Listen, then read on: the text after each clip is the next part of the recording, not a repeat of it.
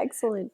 Okay, so let's dive in to our topic today. And if I understand correctly, because I do know my human design, but I know there are a lot of listeners who won't know theirs. So that we're going to kind of keep it helpful for everyone.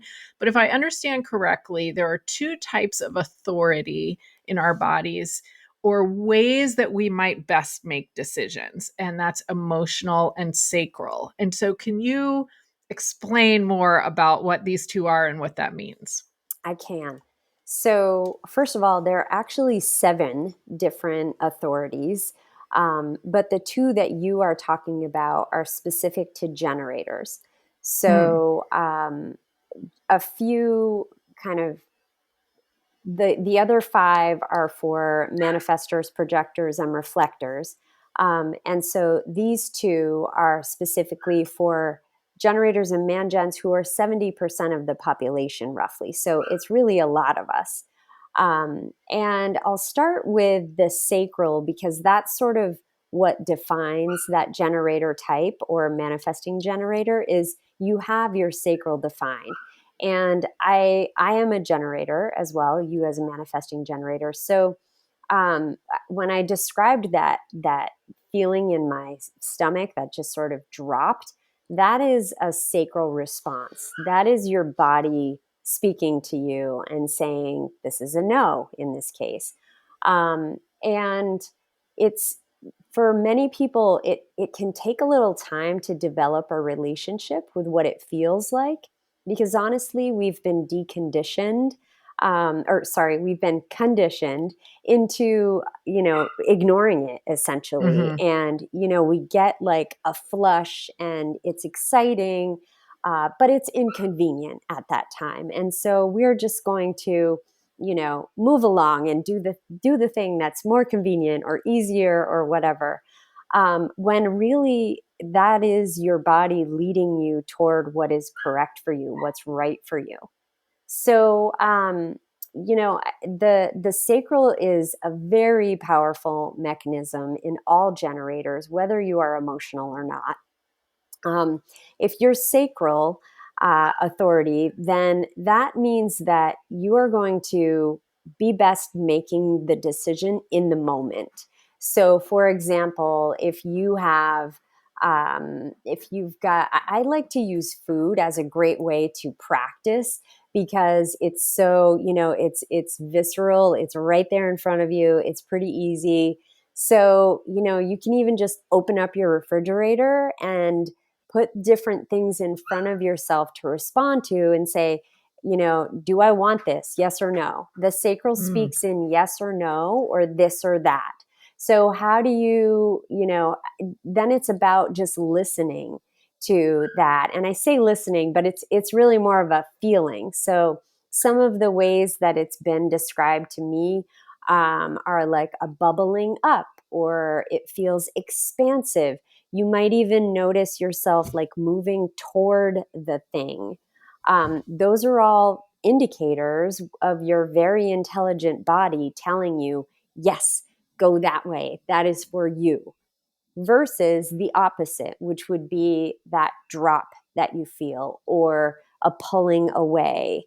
Or the sacral also makes lots of sounds like ooh, or ugh, or, like ugh, or nah, those kinds of sounds, which again also can be conditioned out of us because, our parents are saying, like, don't say you, say like, Right.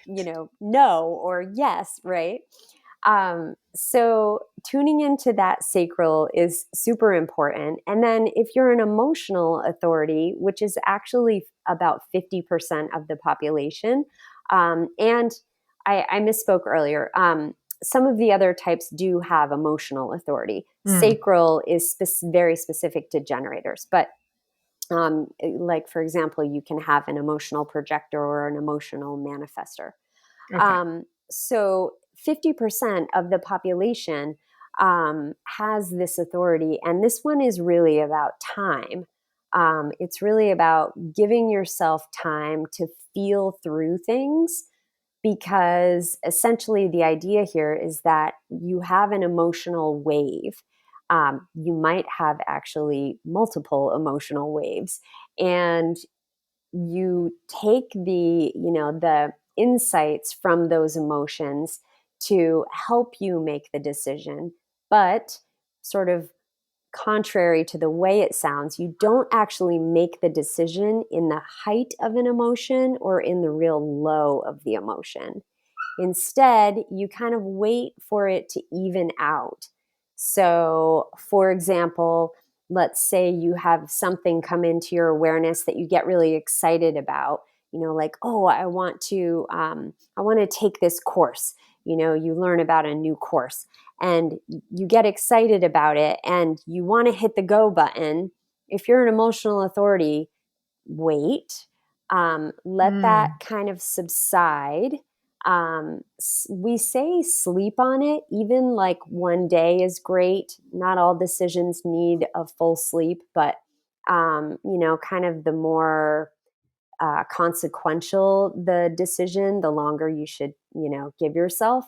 Come back down, and sometimes, you'll hit that low point, like, oh, I don't know, should I spend the money on it, or do I really have the time with everything? And those are the kinds of things that start to come in your awareness where you hit that low, and then what you're looking for is just more of that even keeled, like, this just feels right. And what I've learned, I have an emotional authority, and what I've learned about it is just to really trust that. My question to myself is always, what feels right? Whether I can describe it to somebody, whether I can explain why, it really doesn't matter. I just need to know that this is what feels right for me right now.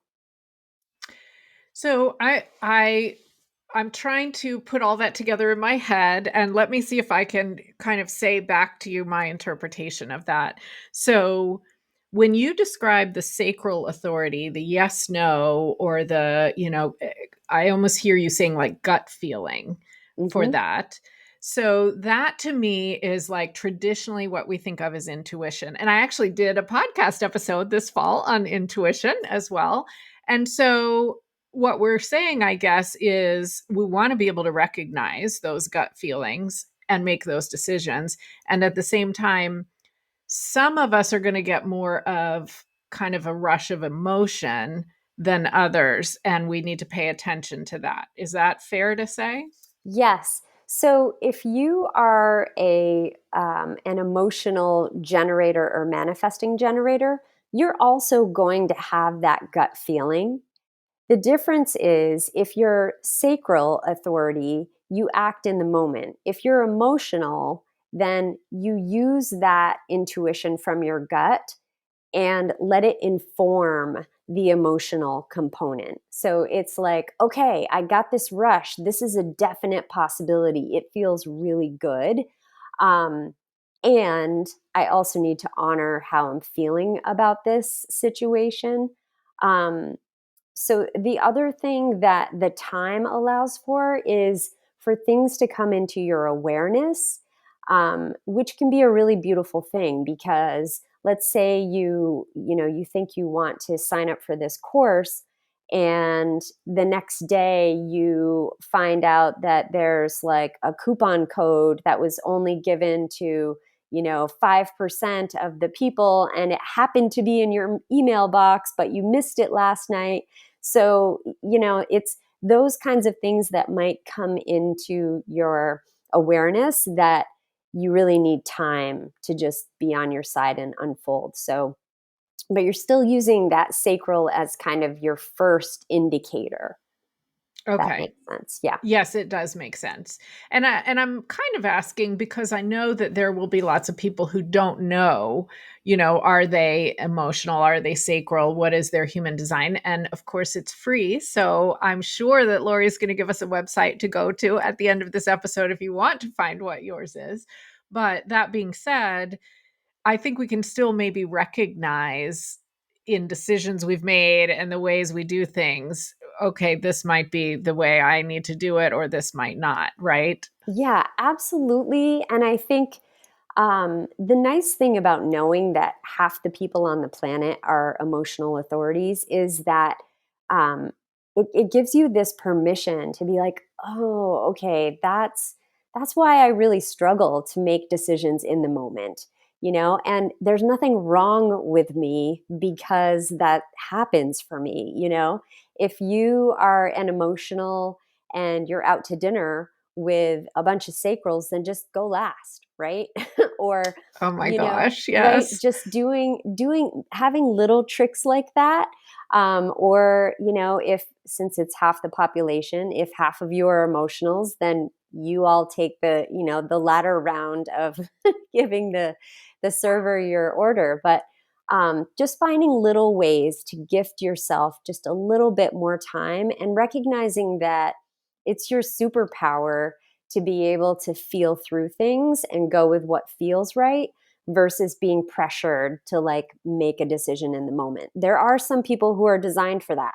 If you're a splenic authority, if you are the sacral authority, um, you know, those two in particular are really very in the moment. Okay.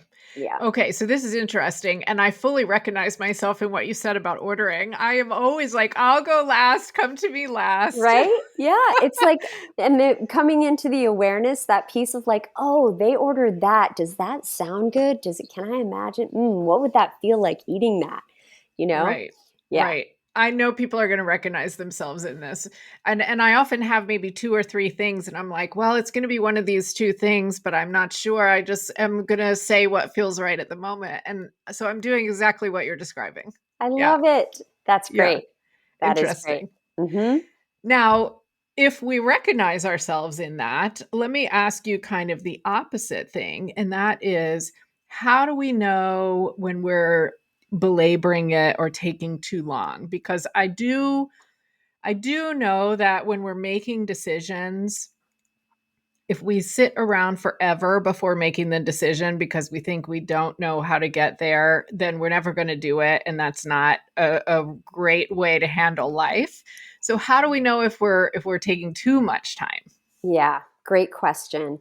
And specifically for emotionals and some of the other authorities that take a little longer, I say when you're at about 60 to 70% yes, that's probably the best you're going to get in human design terms. This is like specifically Ra says, if like emotional authorities, it's just going to be muddy because emotions are involved, and emotions are messy and they change. And so really it's more about taking action, and that's what creates the clarity for you. So if it's like a 60 to 70% yes, go for it, get in there, and then pivot where you need to, make adjustments, come back to it. And just, it's almost like looking at your decisions as this constant unfolding of, tweaking and making things work best for you, working toward that like signature feeling. So, for example, if you're a generator type, working toward that satisfaction, what is going to ultimately bring you the most satisfaction, and trying to just like tweak it as you can. And, if you're a sacral or one of those in the moment authorities, you make the call and it could change. Like your sacral could respond differently next week about, the same question. So they both have, kind of that back and forth and that muddiness. And I think it's more learning how to build a relationship with your body and really trust it to guide you correctly. Yes. And, it's interesting. I'm going to get a little off topic probably when I say this, but I think oftentimes we're almost conditioned not to even pay attention to our emotions in a sense. And years ago, I dealt with some issues related to this where I couldn't even put my finger on what I was feeling at any given moment. I didn't know how to say it. And so, what you're saying is that's really a key thing to be able to learn and recognize, because those are things that we can then use to make decisions in our life and kind of move forward in the best way, right? Yeah, 100%. it's not really about, we've been taught about the logic way, the logical way, and our society very much values logical decisions that, quote, make sense. So the idea of having an emotional authority, it's kind of funny that half of the world actually, it's like, mm-hmm, somebody's laughing, right?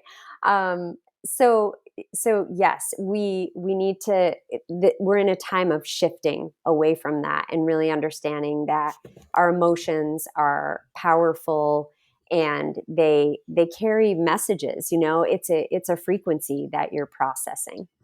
So yeah, learning how to identify them. And I will say, for some people who have an emotional authority, it actually might be an unconsciously defined part of their chart, which is to say that it might feel a little more nebulous, like you were just saying, like maybe I'm not quite sure how I'm feeling about this, and maybe I can't quite articulate it. If your emotional solar plexus isn't connected directly to your throat, which is very possible, it could be hard to like find the right words. And it will depend on who you're in the presence of and what's happening, with the transits. And so just having grace, for yourself, and understanding that, just the more you practice, the more you use, I used to keep a list on my refrigerator of the emotions from I think it's the Nonviolent Communication website. They have this extensive list of, Yes. specific emotions aside from just happy, sad, and mad, right? Yes, yes, Which are yes, like because the we go-tos. don't remember those words sometimes. I have a list too. Yeah. Yes, yes, and super helpful. So if you find that you struggle with identifying, you can even just look, and say, oh, okay, does this resonate? And picking out those words can sometimes feel really helpful. Yeah. Yeah. That's a very good point. Um, okay, so the goal is we want to make a decision fairly quickly, but we want to give ourselves time to recognize the emotions. And you're saying there's going to be a high, there's going to be a low, and we don't want to be in the high or the low to make the decision. So, is there an easy way to recognize that, or tips that you have on that? Mm. I would say, again, directing you back to your body. And really, this is where the embodiment piece comes into play. So, paying attention to how does your body feel when you consider that decision, really noticing, like, so if you're a generator type, am I leaning in when I think about it? Do I find myself contracting in any way? Does it feel expansive? um, it's tricky because we don't want to get into our minds really too much.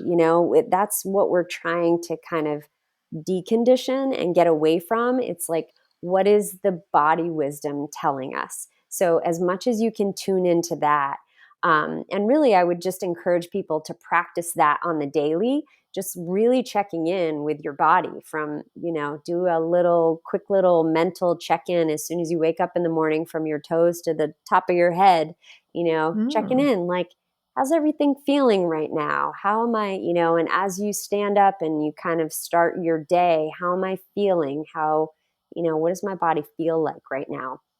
Because the more you're in tune with kind of your baseline, then you more easily recognize, right, those highs and lows. And going back to the idea of that unconscious, if it's unconsciously defined, helping, if you have other people around you who can help you recognize it, oftentimes that's really helpful as well. So just having a conversation with, your family or loved ones or whatever, like, what did you notice in me today? Or, sometimes they'll share without you really wanting to hear it.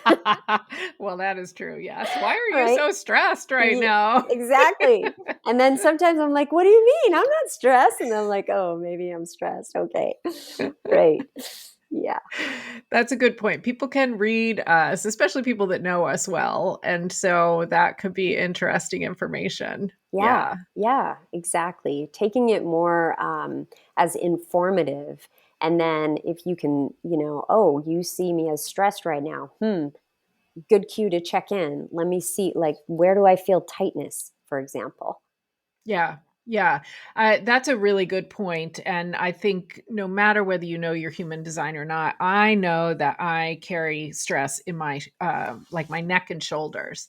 And so when you say tightness, I'm already thinking, oh, like I got to calm down. And I'm not even, I don't think I'm stressed right now, but it's always there. And so Yeah, just bringing our awareness to that and then allowing that to loosen up is a powerful thing. Yeah.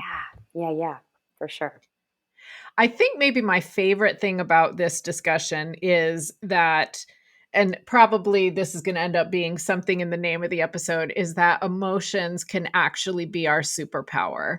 Because we spend a lot of time, and we just talked about this, but it's worth saying again. We spend a lot of time, I think, either in a actually in a previous podcast episode I was saying something about positive and negative emotions, and my guest said, well, I don't like to call any emotions negative. And I was like, oh, yeah. Like we spend a lot of time kind of making some emotions bad. And what you're saying is they're powerful and they're telling us something. And I like that idea for sure. Yeah. No, I love, yeah, the idea of positive and negative and labeling them and, well, I don't want to cry. It's uncomfortable. It's, my face gets all messy and red and puffy and yeah, there's that saying that you need to feel it to heal it. And emotions are just energy in motion. So you're letting them kind of move through you. And the more that you allow yourself to feel them, the more they're just going to move through and, be able to inform you as opposed to trying to stuff them down. And, they're going to show up in your body somehow, some way. So it's best to just like, as much as you can, just really allow that emotion to come out.